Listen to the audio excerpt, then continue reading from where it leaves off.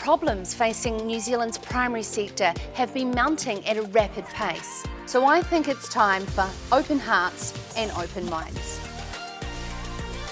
Welcome to Sarah's Country, your home for the matters that matter most to New Zealanders, producing the finest food and fibre in the world. Now, produced in alliance with rural media network Global HQ, which is home to the Dairy Farmer magazine, Agri HQ analytics and insights, as well as Farmers Weekly, the rural newspaper and digital website. I'm privileged to deliver you the latest in-depth stories throughout the week, from opinion, innovation and advice to support your decisions.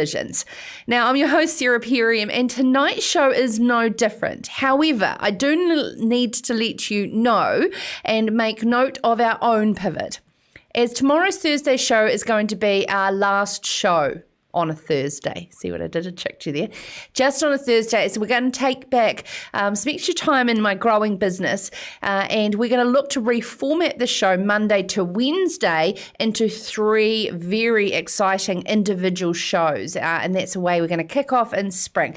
So tomorrow's Thursday is the last Thursday show we will be doing, and then we will be continuing Monday to Wednesday as we reformat and kick off a new show in spring.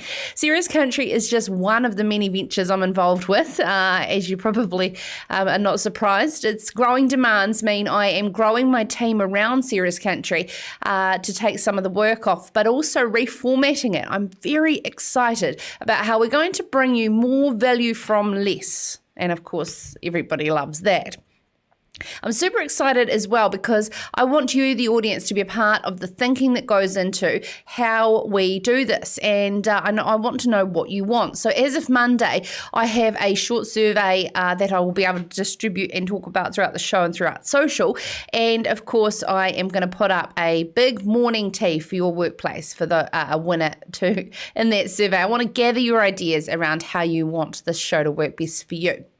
Now, because our community is, of course, on demand on podcast and a very dedicated live audience, I'm loving you. Of course, you are very, very important to me and our team, and to make sure we get this just right. You know the old saying, 1 step back for 2 steps forward. I'm a big believer in that, and I'm very honoured by the support from both the team at Farmers Weekly and our new partners coming on board who want to grow this little lockdown innovation called Sarah's Country. Now, I love to hear from you tonight. I am not sure how you're feeling with the race to the 19th of September, but the political theatre and drama is so much that I think we're all feeling like we need a cup of tea and a lie down. None of the cases I want to pass any opinion on, because I think it's been done to death in the mainstream media.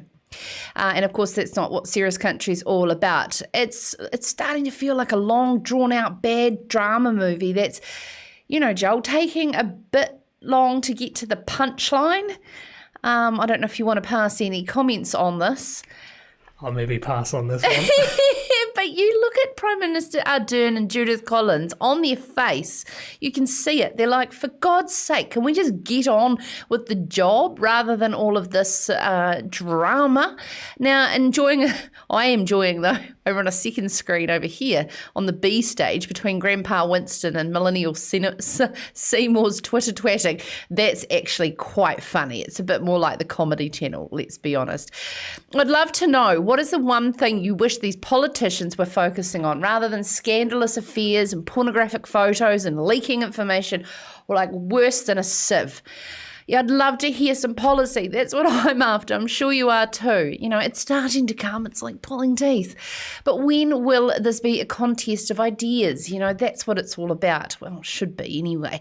What is on your election wish list? Even if it's just one thing, you can just simply write education or connectivity. Please, I'd love to hear in the comments below and get a feel for what rural New Zealand really care about this election. You know, because as we're talking about the channels, over on Discovery, the heroes of COVID, the primary sector, head down, arse up, working to discover how they're going to navigate the next challenge that's thrown at them. That's all beyond the weather. I mean, calving is starting around the country and lambing is right behind it. So we need to support our dairy and sheep and beef farmers every which way we can at the moment.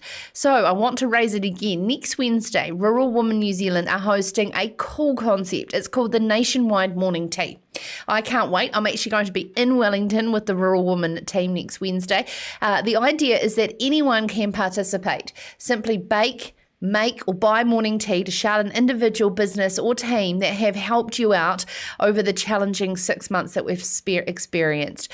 It could be as simple as your rural postie, just leaving some muffins in the mailbox for him or her, to the family member who lent an extra hand when you were short on staff. You know, they like a bit of ginger crunch. I have a few amazing local cafes that I just simply rung up because the people I wanted to deliver it to don't live in Lincoln. They're around the country and they can just deliver it and they're happy to cater as well. So get planning. If you know of a farming family or friends about to embark in the busy carving, slamming or sharing, why don't you just organise a surprise morning tea? A great way to show la aroha at this time. We have also organised something very special for our carving family with tonight after 7:20, known as the Mastitis lady. I bet you that's what she wanted when she left high school. But she's also a 2020 Fonterra Dairy Woman of the Year finalist. I love this woman. Natasha Maguire is going to be joining us with tips and tricks on how to navigate mastitis over calving, and she's here live to take your questions. Simply put them in the comments wherever you are watching live. A GE-free New Zealand is calling for a national debate about gene editing. It was going to come, wasn't it? Now, Jon Carapiet from GE Free New Zealand is calling for politicians to enforce strict regulations on gene editing and regulations that he sees will protect our export reputation for safe, high-quality food. But what if the technology can help us reduce our emissions or provide human health advantages? Where does he stand on that? I want to know that from Jon, as well as, of course, put your questions and comments to him after 7:30. You know, are thoughts of a GE-free New Zealand, or do you think the debate is premature? And to close the show, we're going to cross to Australia to get Rabobank senior analyst Michael Harvey's thoughts on the confidence in the dairy sector, or his confidence, despite only a 0.7% fall on today's GDT results. Pretty good, off a very big boomer last fortnight. But dairy land prices from REINZ have been put out lately and showing a slump of 29% in land values. Now, that's telling us a very different story as composed to the volatile commodity markets in our milk. We're going to get his market insights after 7:40. But first up, we are actively funding New Zealand landowners who want to plant natives around waterways and wetlands. Last week, another $20 million announced. But they physically can't do it all themselves. And where are all these so-called green workers the government has believed will be the shining light to this huge unemployment issue? After the break, we're going to be joined to kick off the show on Sarah's Country by Marlborough farmer Jon Hickman, who's inviting urban residents to help restore his waterways as well as Lake Elterwater, a very special lake to the community. And he is gaining momentum with a web-based recruiting tool that he'd love the support of his regional council. We'll have Jon joining us very shortly after this break. This is Sarah's Country. One of the first things you learn when you live out here is where to shop for the things you need to live out here. like electric fencing, or horse feed, or bee suits. Children. Chook food. Do you want a couple of these? Or something stylish to wear. Not everyone's got stuff like this. But at Farmlands we do, and then some.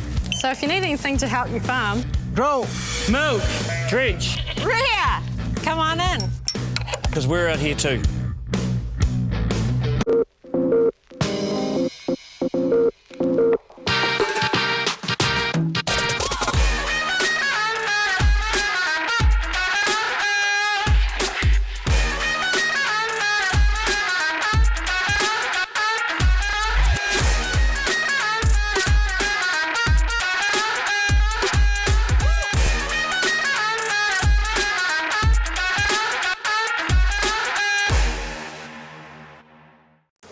Really pleased we got into this.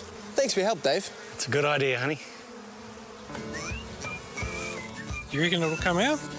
Cover it in talcum powder, leave it 10 minutes, you'll be fine. Good call, Dave. Good call on getting those security cameras, Dave. You call a new one yet? Yeah, kind of. When you've got decisions to make, we'll be there to help you make the right call. I'd go for those ones, Bob. Yeah, good call.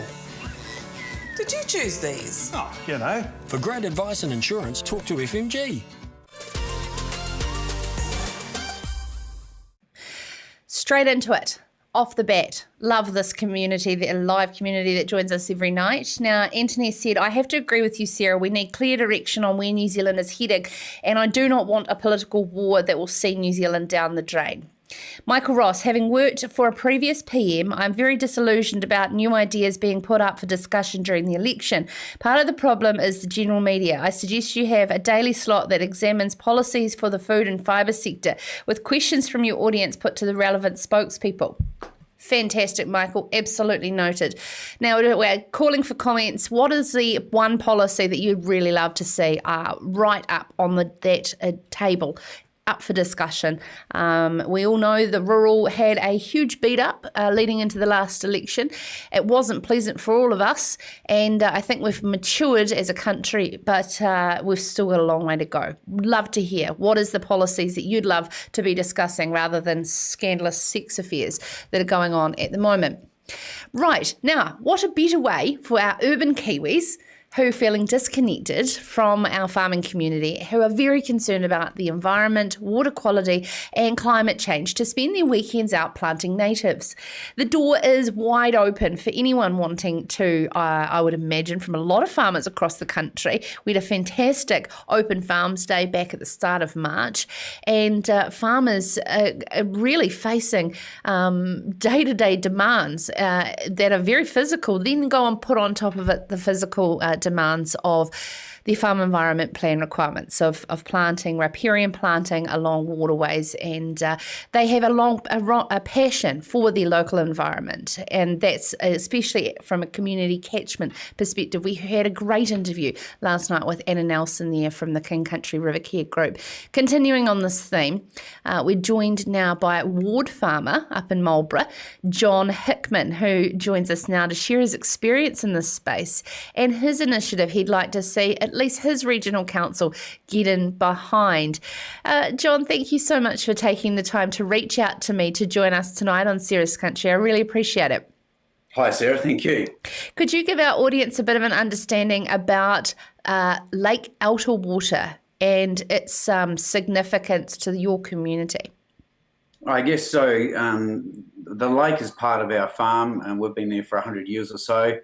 My brother and I farm in partnership, and the lake has always had a significant meaning to us as a family over the generations. But it came to a point where I approached the council and said, look, I'd like to look at fencing this off and trying to restore it to what it might have looked like, 150 years ago. And so we got on board, and we ended up in a partnership with council and government, and we fenced off a large area and planted out 6,000 natives and sort of started from there, I guess.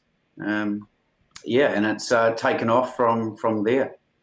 Can you give us a bit of an understanding in the challenges that you face in the day-to-day running of a farm and taking on board this project as well, especially around the earthquakes and the effects from that? To do projects like this, it takes a huge amount of time and effort. And I think initially, with the council being on board, they supported us through some funding with government. We were third. It allowed us to bring some workers in, spread the cost, and it really got things going. And we were able to do quite a large area quite quickly. And if you're trying to do that by yourself, it is very, very difficult. I mean, aside from the cost, but the time to do these things is very difficult. And so that's where I started looking a little bit outside the box in terms of where we're heading now. But I guess, and I looked, and where we're heading is I saw the climate protests of a few months ago, and I got quite frustrated and a little bit angry, and I looked at them and I thought, looked at these people and I thought, we shouldn't be asking governments and council to be doing this. We should be looking at individuals to be doing this work. But then I took a step back and I realised, well, actually, these protesters, they don't have the land, they don't have the ability, maybe not even the financial ability to get these plants to do anything. And so I thought, well, actually, I've got the land and I can buy the plants, but it's getting them put in the ground.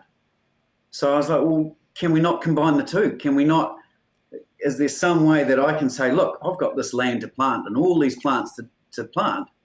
Can you, urban folk, come and help me get them planted? You know, it was sort of calling out those protests and saying, look, take it on yourself, take it on yourself to come out and do the work, do the mahi, rather than asking government and councils to do it for you. Come and do it yourself. Yeah. So let's do this, New Zealand. Yeah, exactly. Let's do this. So, yeah. So I guess that's where it will come from. Okay, so where have you got to in regards to industry support around your concept, and which is a web-based portal? Can you talk us through that, as well as how we can help support your initiative? I guess so. I'm starting quite from scratch. I guess from small. I've talked to a lot about the ideas that I've got, and I've got very good support. But I guess until I get a ball rolling, I've had a little bit of difficulty getting something established. So at the end of the day, I really wanted the local council, to pick something up and run with this. And on the 9th of August, we're doing something on our own land, getting the urban folk out here, trying to get something going and to showcase what we can do. And we're hoping to build a website, and I'd like to approach council again and push it through the council's website so that farm owners can come on, register their interest, saying that they've got all this land, they've got a certain number of plants, and they're going to plant on a certain day. Would you urban folk love to come out on that certain, register their interest and come and help us plant on these times? John, this seems like a nationwide challenge, and limiting it just to the Marlborough Regional Council seems short-sighted to the fact of where it could go to. Do you not think? I completely agree. But it was trying to get a snowball rolling, trying to showcase. I mean, from my own point of view, just doing it on the farm, showcase this, get a bit of publicity, push it through the council, try and get the council doing it, and then try and get every other council doing a similar sort of thing. So it's about getting a snowball rolling, and I guess that's what this is all about. And do you know what I love getting out of bed every day for is connecting people, and that's what motivates me. I just had an idea. Daniel Ebb, if you are listening or watching, I will be sending this to you. If you're not, I believe that we should pair up John Hickman's idea with the Open Farms website, which has the functionality of farmers registering their farms and visitors registering to come onto farms, sitting there, industry-wide already funded to produce dairy and beef and lamb, federated farmers, etc. And let's use this all year round, this website, rather than once a year. What do you think? That would be brilliant. I mean, from where we are in Marlborough, we're a very dry environment, so we're pretty much limited to winter planting. But if places around the country can do the best that they can, do what they can, and hopefully someone can snap this up and help me take it from a small beginnings to let's get it nationwide and get those protesters, get the people that feel that they can't really achieve anything, give them the ability to come on farm. It breaks down that rural-urban disconnection. It allows farms to plant much more area, a greater area, much quicker, and it really, and for a cheaper cost, hopefully too. I mean, at the end of the day, it's be a win-win for all. So, fantastic. Hey, I just have to ask you on a fun community level here. Oh, hang on, I'll push pause my laptop. This is the beauty of live TV. Yes, it was the video of a cricket game at a dried up Lake Elterwater in February 2017, and I looked like you had your own streaker.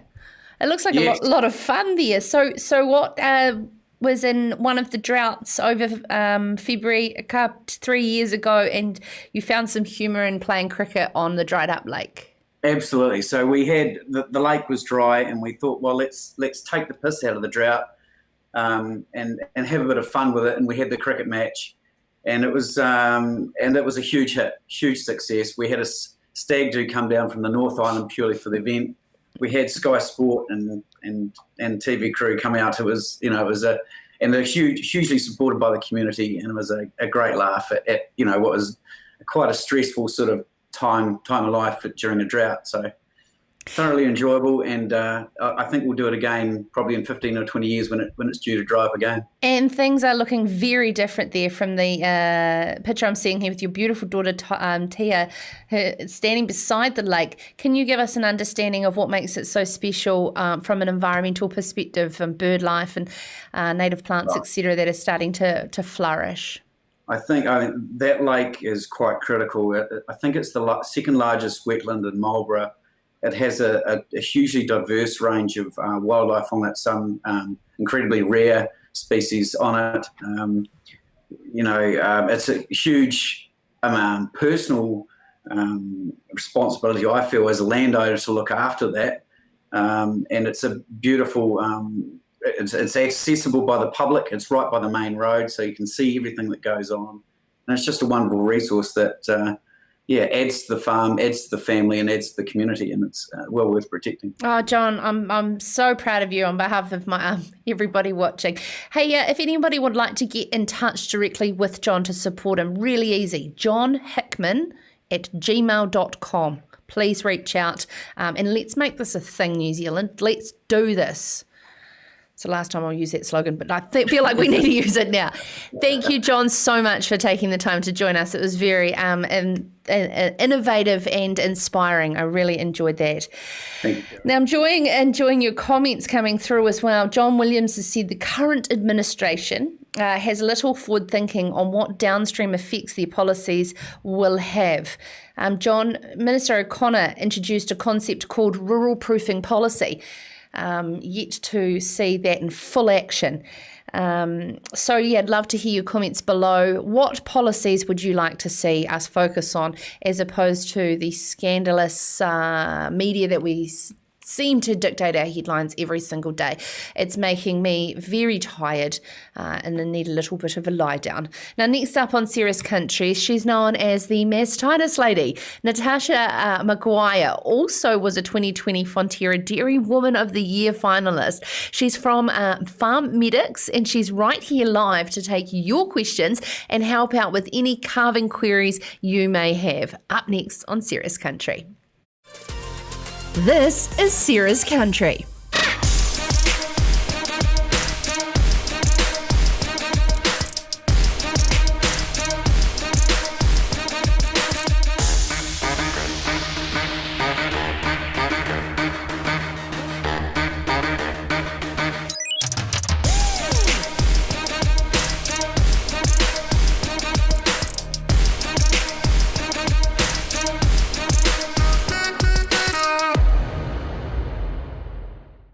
Every morning, Kiwi farmers wake up to produce high quality food.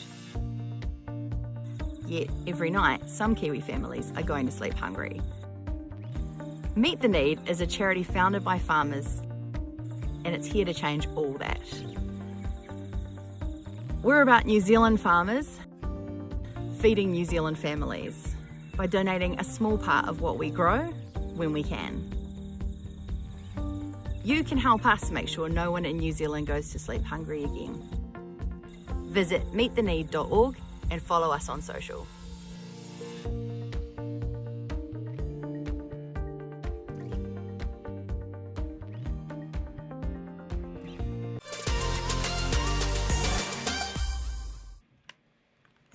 Now, just as we get our wonderful next guest on the line, of course, we are talking around the different policies that I'd love for you to share with me. What is your gravest concern that we're not focusing on this election? Wherever you're watching live across 15 different platforms on social media, please enter them in the comments below. I have the wonderful Megan who's sitting here, and she sends me over your questions and comments. It's very fancy technology, this, I'll tell you. Now, the animal health issue, this animal health issue is one of the greatest we face in the dairy industry, and it's often discussed in the shadows of the sheds because of a sense of shame or embarrassment.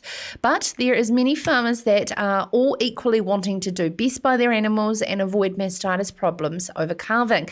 It's about problem solving this together than fault finding. And for her constructive and effective advice, we welcome to Serious Country no other than and farm medics, Natasha Maguire, who has been affectionately nicknamed the Mastitis lady. When did it stick? It's a good question. People used to ring up and they'd say, "Hey, is that Mastitis lady?" So it kind of just went from there. And so let's give it a bit of background and how you got to that affectionate nickname and your experience and how people sought after your advice. We started doing some projects on dairy farms, and one of those projects, farmers would say to us, "What do you know about mastitis?" And we'd say, "Well, kind of what's going on?" And they'd say, "Well, we've got this mastitis that doesn't cure, and we've got all these problems, and the drugs don't really seem to work." And that's when we started looking into it, and that led to a whole path of developing some diagnostic tools that farmers could use on farms themselves, which meant that they didn't have to wait days and days to get, culture results back from vets or labs elsewhere, and they could make decisions and sort of take a bit of control back. And it also means that by identifying pathogens, we sort of know when we need to treat, when we don't need to treat, and when treatment isn't going to work. And that's quite valuable in the terms of the decisions that farmers have to make at different times of the year around mating, around, who they're going to mate, who they're going to cull, all that kind of thing, and sort of knowing as well when something's contagious, which is the very sort of worst scenario. Yeah, exactly. Can you give us an understanding of how big a problem mastitis is for the industry and, of course, a farmer's cow herd? For sure. So the average herd in New Zealand is around 420 cows, 430 cows, and the average farmer spends, and this takes a lot of things into account, but around $54,000 a year on mastitis. So for most people, straight away there's probably heaps of people that will go, "Well, that's a new ute. That's a family holiday," not to Europe at the moment, but there's a lot of money that's just flying out the door. And the sad thing is that so much of it is preventable. And so once we sort of realised what was going on and what farmers commonly came across, then we could really help to impact that and have a positive effect on their bottom line. I was just thinking that's another labour unit on farm as well, to be able to support what is a very busy time over calving as well.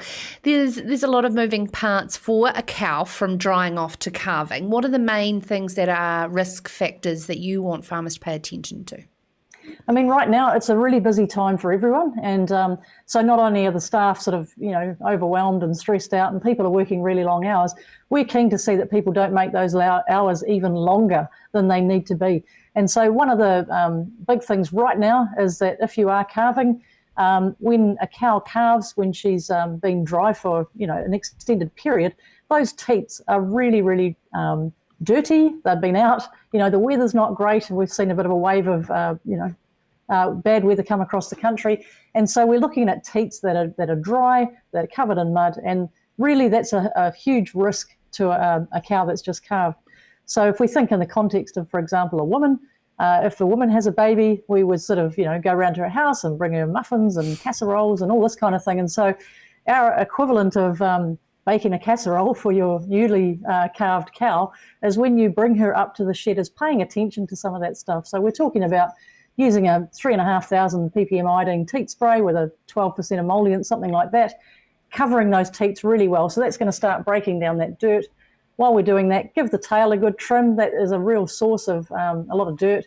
And then we come back and clean those teats with alcohol wipes. Now, by paying attention to that, we can impact that 2 to 4 day mastitis by around 70%.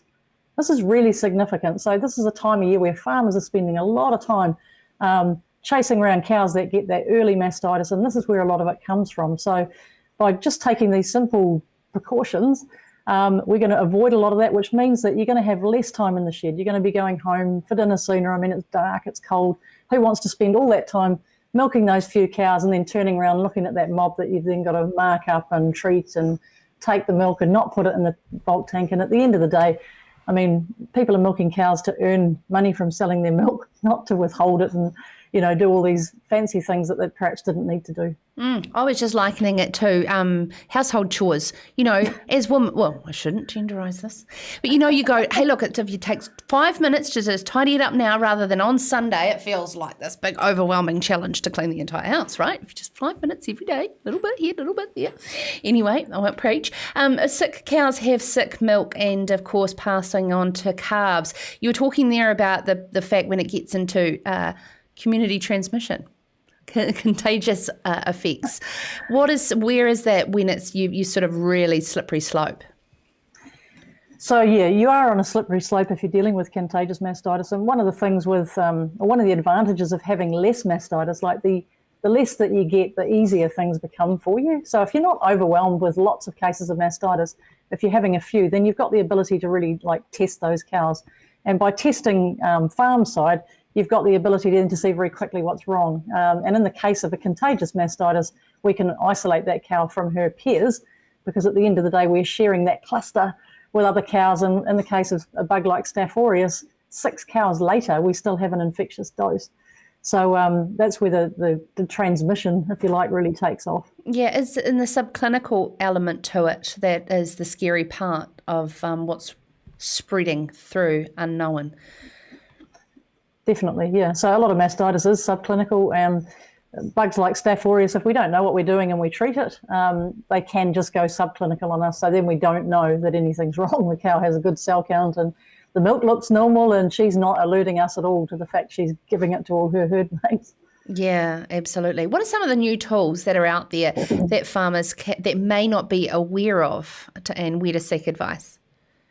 Okay, so good places to start. There's things like our website, contacting somebody like ourselves, things that farmers can do for themselves for free. Like before you graduate that cow to the bulk tank, learn how to do an RMT properly. And I'm really sad to say the best RMT video is actually on Dairy Australia's website at the moment.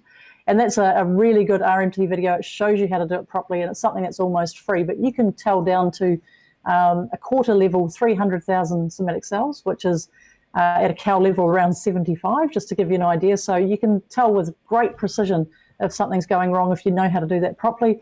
If you do find something that isn't right, then certainly like we offer a culture test called Checkup, and you can test that cow's milk and know then what the path is for that individual cow. So if you do get clinical mastitis, looking at that will help you make some great decisions around whether or not she needs treatment, whether or not she's okay to just sort of watch and observe, or whether or not you're going to have a lot of uphill.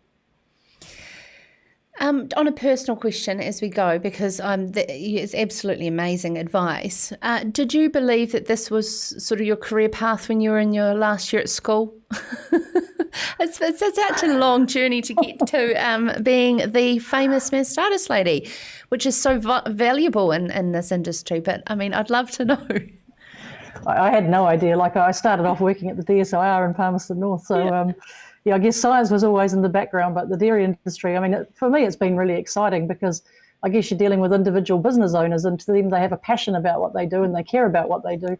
Whereas, just working in industry generally, you don't get that same sort of passion that people have for what they do. Yeah. I find farmers great to work with. And what you're doing so rewarding, I'd imagine. Yeah, definitely. When you can see that people make improvements and they ring and tell you, and they're excited and they keep you posted on their progress, I think it's great satisfaction for me too. No, I know I'm keeping you, but what is that one message that you need to get out to farmers that they shouldn't be ashamed around this type of problem, and that it is a common thing, that we're all in this together?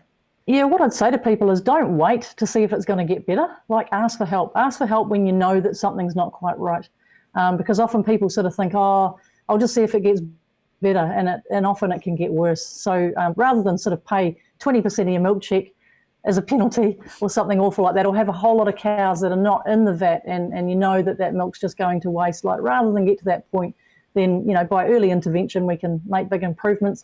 And those steps that I discussed before, not only are they good for obviously the cow not getting mastitis, but also keeping the colostrum clean for your calves. And you'll see, less of that risk around scours and stuff like that too. So just small attention to detail can give you some really big gains. Fantastic. Thank you so much for taking the time to join us. Natasha Maguire from Farm Medix. Check it out with an X on their website if you want further information. But also, can I just suggest, Sarah's Country individual interviews are available on podcast as well as video.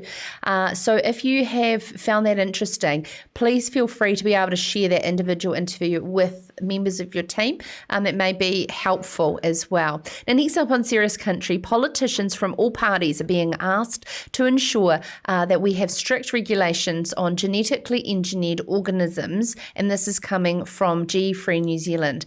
After the break, we're going to be joined by Jon Carapiet from GE-Free New Zealand. We knew the debate was going to heat up, and it looks like it started. He'll give us his thoughts on how he believes this will benefit our exports if we get it right. I'd love to know your stance in the comments below. All that up next on Serious Country. This is Serious Country. We're a large deer farm and very proud deer farmer at that. I grew up here as a little boy. It is just an amazing lifestyle.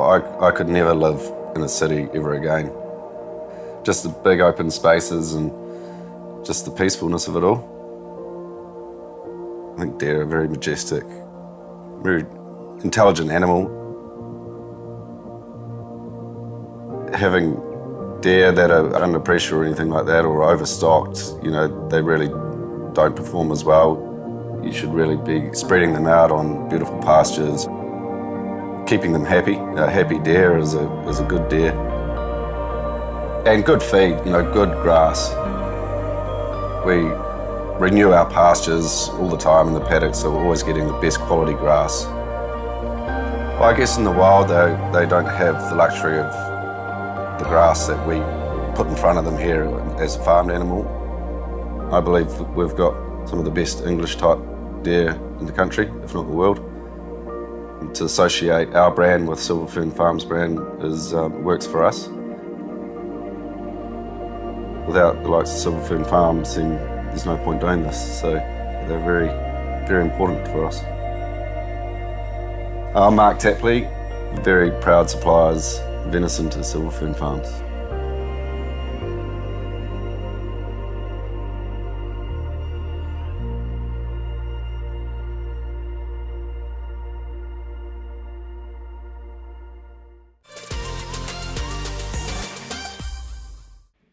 It's good to see my friends actually watch Serious Country. I haven't called him by his full name, Harrison. Thank you so much for your comment.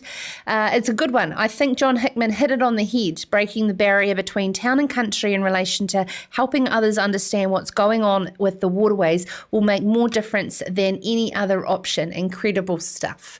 Totally agree. John Hickman, if you missed it earlier, you can get it on podcast on Serious Country, of course on YouTube, Farmers Weekly as well. Now, New Zealand standards are some of the best in the world. We do know that. And our next guest believes that this is because we've protected our country from negative outcomes of genetic engineering experienced overseas. It is a polarising debate on what we want as a country, from scientists on each side of the fence to marketers, as well as our regional councillors jumping on board, creating GMO-free regions. Gene editing is different from genetically modified in its scientific term, and it can provide cutting-edge scientific technology for things like climate change and human health enhancements. But joining us now to debate that is GE-Free spokesman Jon Carapiet. Welcome to the program, sir. Thank you. Could you please clarify, firstly, your background and why you're so strongly interested in a GE-Free New Zealand? Well, I actually came into the debate almost 20 years ago because I heard that the new technologies were being introduced via America, essentially, without the regulation and oversight or labelling that I knew consumers wanted. I work in market research in my day job. This is very much a volunteer organisation for citizens and consumers in New Zealand. And the debate, as you know, goes back to the Royal Commission, protests, lots of, as you say, quite polarised views. I guess where we've ended up is a middle path. There's no ban on genetic engineering or gene editing in New Zealand. What there is regulation.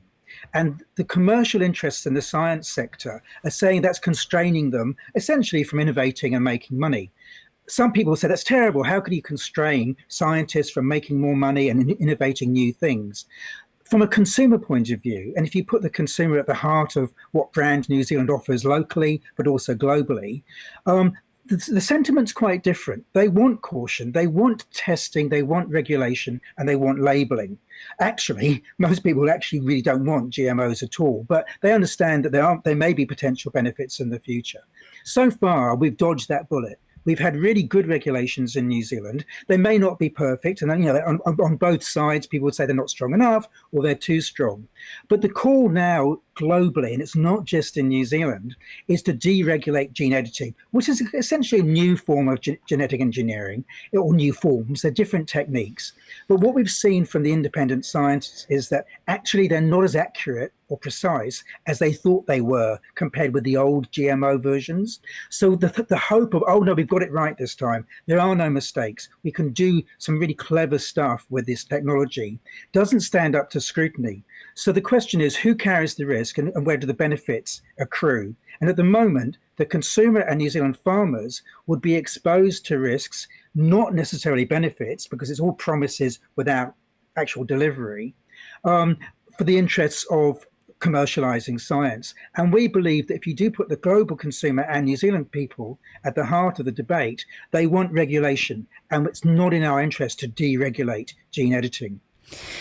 So many things to discuss. When it comes to the difference between genetically modified organisms and the CRISPR technology of gene editing, there is some considerable differences in the fact of the way that morally it is done. And so therefore, I believe there is a proper scientific debate to have here in a country that we prize ourselves as world-leading science. And to debate your comment that it's here to line the pockets of scientists and the best interests of them. Jon, do you not believe it's in the scientists operate very non-commercially into the best interests of our climate and our human health and well-being of our animals? I do, but I think regulation is the way you apply a respectable lens over commercial pressures to commercialize the science. And let's not forget, there already existed. There's an opportunity cost for investing in gene editing and genetic engineering, which New Zealand has spent a lot of millions of dollars doing without commercializing it. For example, if someone said to me, "Oh, how can we reduce methane?"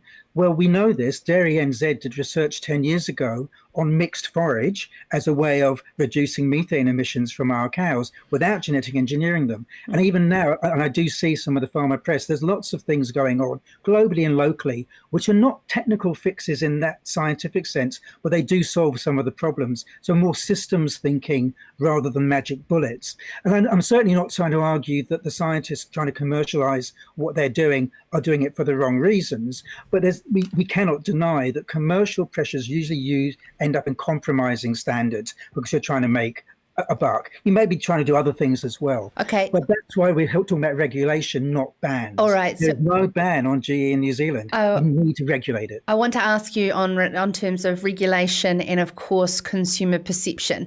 Consumer perception drives regulation, and we have a lot of populist policy that's being driven. We've seen that by Greenpeace's very clever way of providing submissions into the essential freshwater debate around this nitrogen cap and how that can be amended. So therefore, do you believe that there has been thorough debate to reach to a point nationally of what we stand for, that regional councils should have gone off on their own to protect the market of the produce from those regions? Well, I guess I don't think they have gone off their own. They've listened to the communities. They've also listened to their export markets. If you talk to dairy exporters into the United States, the biggest sector in America is the non-GMO project, the non-GM sector, because they've got so much GE in their system.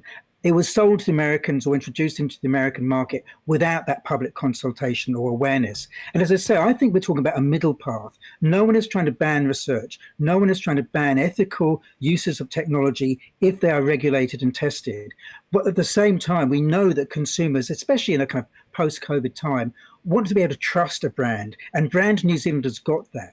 This is not the time to be deregulating some of the highest standards on the world that protect us from the risks of GMOs to say, well, let's commercialize them. It's almost the opposite direction from what the sentiment and consumer perceptions are saying about New Zealand. Safe, natural, organic, ethical, sustainable are the macro trends that New Zealand can benefit from. And yes, gene science can definitely do research in the lab, as we do now in medicine. So no one is rejecting the technology. They're rejecting its implementation in the open environment, in our mainstream food system for export, and basically with the proposal that we deregulate gene editing, which is a very powerful technology. Jon, I've got an idea. And your role in marketing, how can we receive a significant premium and return that to farmers beyond the farm gate who are competing against cheap, genetically engineered food that's cell-based, as well as, of course, highly subsidised countries around the world that they compete against? Well, it's about branding, and brand New Zealand, as I say, should be about ethical, sustainable. I know we're not perfect. No one is actually. No country in the world is going to be perfect. But the more our farmers and our exporters can talk about the New Zealand story as not being a technical science fiction with gene editing, there may be a role for the research, but actually go the natural, sustainable, ethical work.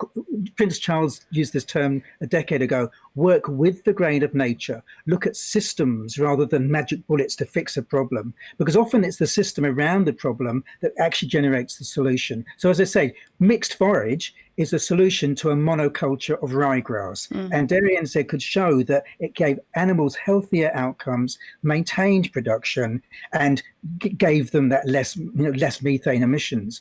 Yeah, we haven't adopted that nationally, partly because there's no onus on the farmers and no onus on the retailers of ryegrass to say let's change our system. And the reason that's the way it needs to be happening. And I need to say this, that the reason for my last question did err on the side of sarcasm, Jon, because of the fact that the rise of regulation and the way of farming in this country to achieve this utopia that everybody wants needs to have a huge price come in above commodity to be able to do and work with nature on these massive challenges as opposed to some of these faster solutions. Well, and again, let's not be fooling ourselves. The promised solutions of GMO version 1 haven't materialized. There has been no significant increase in yields. There's actually been a lot of increase in the pesticides used. And as you know, poor old Bayer, who own Monsanto, are being sued for billions of dollars for their use of glyphosate and the people who got sick. So there's lots of promises, and there have been for many decades. But as I say, there's often an alternative system approach to be considered. We must consider the risks and benefits and who they fall onto. And I guess the argument is we've been well protected by the regulations we've had so far. It seems crazy to be deregulating gene editing, a very powerful technology, just kind of because somebody asked us to, which is commercial pressures. We've been well served by regulation. The consumers expect testing of what you've done to the genetic sequences. And if you don't have that, we're actually opening ourselves to a very major problem in the future. You've got to know what you've done with the gene editing, and you've got to reassure consumers that you've looked, you've tested it, and it is safe. And I would say you should also give consumers the choice to not eat it anyway. But at the end of the day, as you say, farmers are competing. And I tell you, the race to the bottom, this lowest common denominator, this deregulation of gene editing in Australia and America, is very much in the interests of our competitors, because it makes our point of difference in the market, which is GM-free, perceived as clean and green, and let's carry on in that direction, ethical and sustainable, let's carry on in that direction. But that's our point of difference in the market. You don't join the other guys and throw it in and say, well, let's have unregulated gene editing. So we've got no point of difference. We've got no promise to consumers in China, in America, in New Zealand to say, look, our food is definitely safe.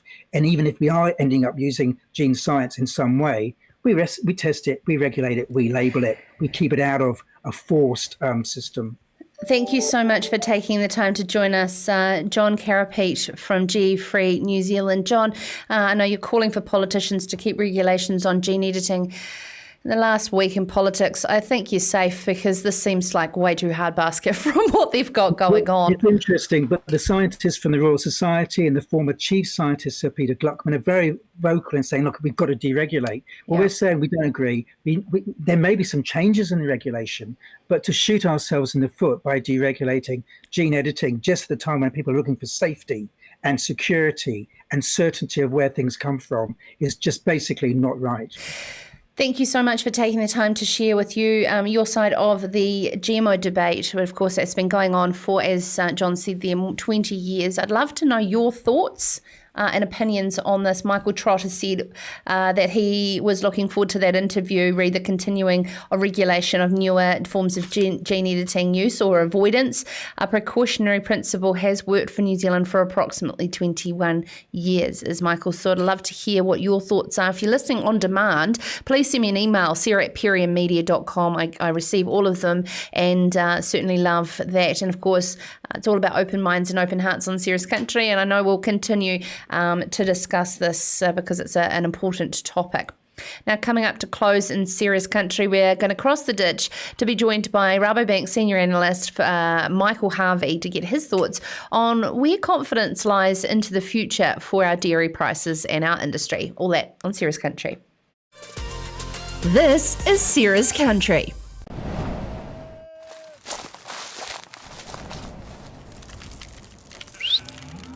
Growing a better world takes courage. It takes foresight and vision. It's about dreaming big, then being brave enough to follow that dream through. To create a world where food is plentiful, soils are healthy, and rivers run crystal clear. A world where we grow more with less, where livestock is tended to with care. Energy is friend, not foe, and waste is a valuable resource. This is the world you're already shaping through imagination, innovation, and determination.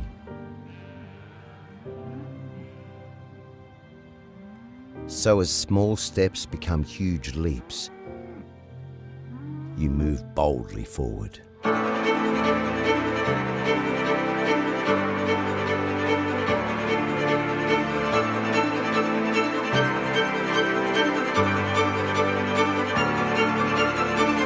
And Rabobank is there beside you to help grow a better world together.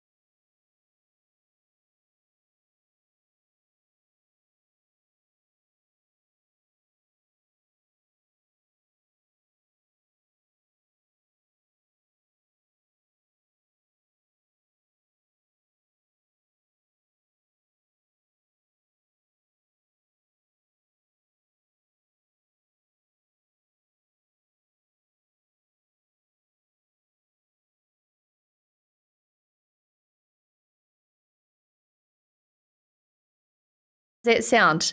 Now, right.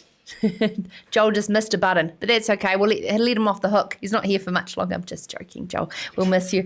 Global dairy prices held up overnight in the global dairy auction, only easing 0.7% overnight with US $3,218 a tonne. So pretty good, despite a lot of uncertainty of what is happening around the world. But also here at home, we've seen the Real Estate Institute of New Zealand figures of dairy land sales back 29%. So there is a lack of confidence going on into the future. Taking the time to join us now is Rabobank Senior Analyst Michael Harvey. Good evening, sir. Thank you for joining us. Thank you for having me again. It's always a pleasure. Let's talk firstly about this auction. Last one was quite a rip-roar, so, it's only natural that things are starting to settle and stabilise. Yeah, look, after the previous auction's result, was just a good result to have a bit of consolidation in the market. And to be honest, I mean, the market's in much better shape than we thought it might be at this point in time. So this, the new season's underway in New Zealand. This is all product being sold in the new season at prices that we weren't expecting. So it's all positive news for farmers in the payout in the new season. But look, we know the months ahead are going to be critical because obviously the volumes increase. There's product going on to that auction. Those prices that will play a big role in sort of dictating the payout in the new season. But it's good signs at the moment. But we do still caution, our clients around some headwinds in the global market, just because we know that there is some weak demand in key markets with some high stuff and supply still growing in a lot of major export regions. So there's headwinds there. But look, the market's in better shape than we thought, and we'll certainly take the result we got overnight. Do we fear about China stockpiling by chance? Look, it's a difficult one. I mean, China's such an important market, but it's not always the best market to get good, reliable data and have a clear view on. But we are certainly of the view that we think inventories in China are above average. But that's not surprising given, there's a few things. I mean, one, their economy is coming out of lockdown and as things get back into normal, they need to refill their pipelines in their inventory. But there's also, some commentary coming out of the market that, there is some concern and some strategy from some of the big buyers in China to have, more safety stock in their supply chains, just in case there were disruptions to trade and getting product to market. So I think there's an element of that as well. But there's no doubt that, the market is opening back up. The GDP, the key numbers that came out more recently were reasonably bullish in terms of how the economy is faring at this point in time. So there is reason to be optimistic, but the way we model the market, we still do think that inventories are above average, and we might see a bit more of a subdued, China appetite in the months ahead. But time will tell. We are struggling to hear you a little bit, Michael, I must admit. If there is any way that you can kind of move your muffledness around your phone, is that possible? Because we can. I'll try. Is that a little bit better? Yes, it is. Yes, thank you very much. We caught a lot of that, but I just wanted to ensure as we go into the next part. In January, Rabobank's Emma Higgins saw the farm prices were on a downward spiral, or as she said, stuck in neutral, and she really took a blow for that. That was pre-COVID, my apologies, Michael, that she predicted that there was going to be mounting pressures to weaken dairyland values, and we've seen that come out in our statistics here today. You'll be following that closely? Yeah, I mean, this was a report back in only a few months ago, and this was a 5-year view on what might happen with land values in New Zealand based on the current settings. And, the reason for the view at the time was, we obviously thought there was going to be some tighter credit available, there's less foreign capital flowing in, there was obviously some uncertainty around environmental regulation. So they were the key drivers for that view, and I think fundamentally that's still in place. There's always going to be movement in some of those settings that will ultimately dictate land values, and milk price is one of them, and profitability of the sector. And that's where, certainly, last season's milk price was, the fourth highest on record. It would have been a season where most operators, booked an operating profit, and the milk price pans out the way Fonterra's saying in terms of their current forecast, and, this season will shape up as well. So that's supportive of the land value market. But yeah, some of the key drivers around the availability of foreign capital and just the environmental regulation, some of the uncertainty around that is certainly going to weigh on land values. So that view is still firm. Yeah, of course. And this is ahead of Dairy NZ's latest economic survey revealing that cost control measures are a key driver for New Zealand's profitability. Are you focusing quite heavily on the operating profit per hectare and where that's going, especially with the tightening of bank credit? Yeah, look, I mean, there's a few positive things out of the benchmark. It's great to have such good benchmarking data because you can do a really good pulse check on the state of the industry. But I mean, no doubt, the land values were down, there weren't many transactions. You certainly take encouragement that, the way they measure debt levels, or one measurement debt levels were down, and which is a good thing. It shows you, that in good seasons, New Zealand dairy farmers do tighten their belts and do pay down some debt. And also that there was, consecutive years of operating profits. So I think there's good things in the report, the benchmarking data, but I mean, obviously that was up until the end of the 18-19 season, so we're still way advanced. But you would have thought last season and this season will be positive results for the industry as well. You know, last season there were some weather-related challenges and high cost of supplementary feed. Just given the milk price environment, it should have still been pretty good season. Thank you so much, Michael Harvey, Senior Analyst there for Rabobank, giving us a great insight across the board on what is happening with the dairy prices as well as operating profits from a recent Dairy NZ economic survey. You can have a look for all that information in full, in depth on farmersweekly.co.nz, because that is all we have time for this evening. Going to some of your comments, Karen Summerhays has said, I think she's a first-time caller. Thank you, Karen. I think that sometimes it is forgotten that with every GE crop comes intensive land management practices. The extended use of agrochemicals, for example, if the buster-resistant pine tree were ever released, the whole of the Angaroa Plateau would be blanket sprayed with a herbicide. And Michael Trotz has said smarts is a low contained risk, and it would be overseas premium markets, GE-free and organic produce, as we have managed so far. Michael Ross, on the other hand, is saying nothing is GE-free. Interesting. It continues, and I love it. So, of course, I want to hear your comments. If you're listening to this on podcast on demand, email me, sarah@periummedia.com. And if you're enjoying Sarah's Country, make sure you share it with your friends and your family as well for those long road trips wherever you're heading across the country, or a quick little 10-minute interview when you can fit it in between cups of tea and a lie down, as we were discussing earlier, from this political theatre that's going on. So, wherever you are in the country, thank you so much for taking the time to watch us live and listen back. Really enjoy it. And as I said, and sorry for the short notice, tomorrow's Thursday will be our last Thursday show. We're going to cut back to Monday to Wednesday. That is because there is bigger, amazing things in the pipeline that require my attention, and the team at Farmers Weekly are right behind Sarah's Country getting bigger and better, and we can't wait to reveal that. And of course, I've got a survey that I want you to participate in, which I will let you know more about on Monday. And I'm going to whip up a morning tea for one lucky winner who fills out the survey. So, fantastic. Thanks for joining us. Good night. Go well. And we'll see you again tomorrow night. This is Sarah's Country.